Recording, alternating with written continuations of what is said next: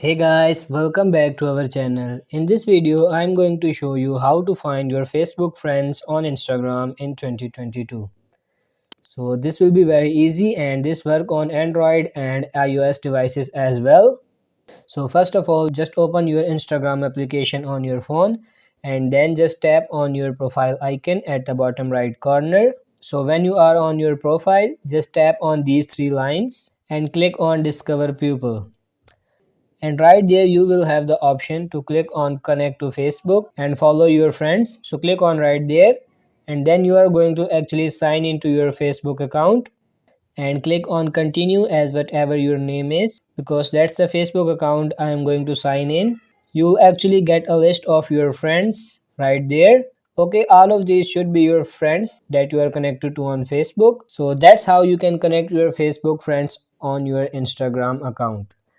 If this video helped you out, make sure to like the video and subscribe the channel. Thank you.